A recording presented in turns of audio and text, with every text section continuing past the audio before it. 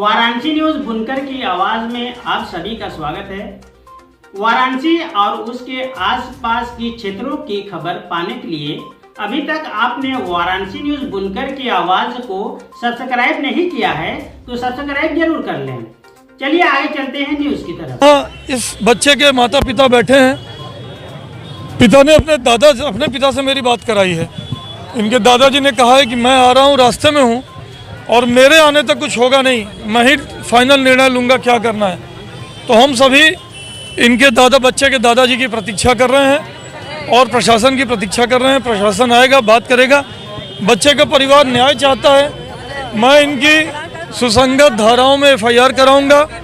CCTV footage देखेंगे, जो भी दोषी है वो बख्शे नहीं जाएंगे। मैंने ACP महोदय से यह भी कहा है कि जांच करें कि ये हाइड्रा दिन में आई है कि कल रात से आके खड़ी थी। अगर रात से आके खड़ी थी तब तो पुलिस वालों की गलती नहीं है। सुबह जो पुलिस वाले थे जो मौके पे इसको रोके नहीं, उनकी गलती हो सकती है। लेकिन अगर ये दिन में आई है तो जिस रास्ते से आई है उस रास्ते पे जितने सिपाही तैनात थे सबको सस्पेंड किया जाएगा, सबके ऊपर कार्रवाई की जाएगी। एक छोटे बच्चे की जान गई है, किसी भी जिम्मेदार को हम बख्शेंगे नहीं। यहाँ के लोकल स्तर के निवासी लोकल स्तर के जो स्थानीय निवासी हैं, उनका कहना है कि ये काम रात में होना चाहिए, दिन में क्यों हो रहा है। ये तो मैंने सबसे पहले कहा, PWD को साफ निर्देश हैं और PWD भी आगे ठेकेदार को लिख के भेजती है कि वो काम रात में ही करेंगे।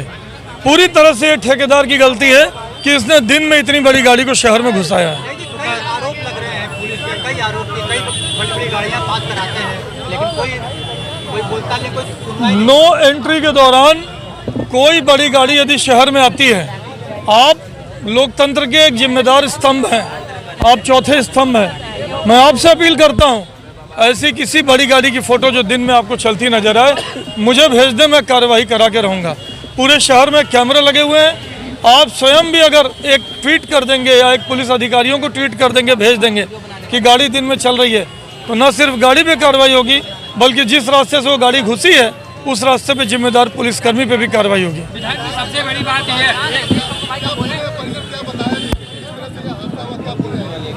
परिजनों ने बताया है कि ये गाड़ी बैक हो रही थी, उस दौरान बच्चा चपेट में आ गया। विधायक जी कह रहे हैं जब तक कोई घटना नहीं घटती लोग चेतते नहीं। कैंट पे सेटिंग गिरा, बड़ी घटना हुई, यहाँ पे घटना हुई, एक गिरजाघाट चौराहे पे भी घटना हो रही है, काम हो रहा है, दिन पे काम। देखिए, अगर सरकार चेती हुई ना होती तो ऐसी घटनाएं रोज होती। ऐसी घटनाएं 6 महीने साल भर में कभी एक बार हो रही हैं, तो इसका मतलब तंत्र में कोई एक व्यक्ति है जिसकी लापरवाही से हुई है। और ऐसे हर लापरवाही को सजा देकर उसके ऊपर कार्रवाई करके हम फिर इस धारणा को मजबूत करते हैं कि हमारी सरकार में हम गलत नहीं होने देंगे। ये इनके दादाजी के आने तक यह लंबित है। दादाजी ने साफ कह दिया है कि जब तक मैं नहीं आऊँगा कोई बात नहीं होगी, तो हम दादाजी का वेट कर रहे हैं। परिजनों के साथ क्षेत्रीय लोगों ने आक्रोशित होकर चक्का जाम किया था। मैंने इनसे यही निवेदन किया कि आपको न्याय मिलने तक मैं भी आपके साथ रहूँगा, जाऊँगा नहीं। पर चक्का जाम से एम्बुलेंस फंसी हुई है, स्कूली बसें, बच्चे छोटे फंसे हुए जिनकी कोई गलती नहीं है। बहुत समझदार है परिवार के लोग, इन्होंने तुरंत मेरी बात मानी और बच्चे को लेकर किनारे आ गए। मैं किनारे इनके साथ खड़ा हूँ, ट्रैफिक चल रहा है। क्षेत्रीय जनता भी दुखी है, इस कष्ट सब कष्ट में है। हम सब परिवार के साथ हैं, परिवार के साथ खड़े हैं। इन्हें न्याय दिलाने के बाद ही यहाँ से हटेंगे। महेश राजभर जी, क्या हुआ है यहाँ पे?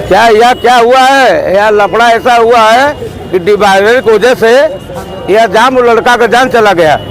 डिवाइडर क्यों लगा है, काहे के लिए लगा है? डिवाइडर कहाँ रहता है? सुंदरपुर।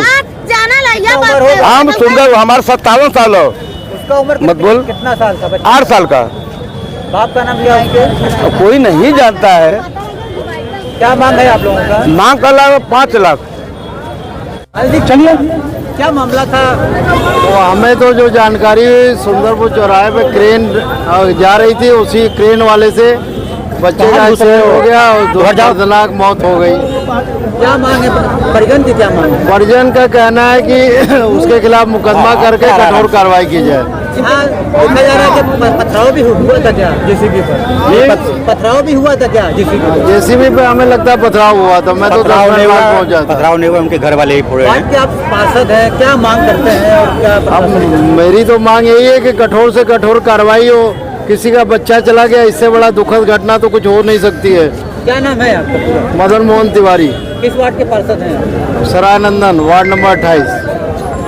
कल फिर मिलते हैं कुछ नए खबरों के साथ। तब तक के लिए जय हिंद।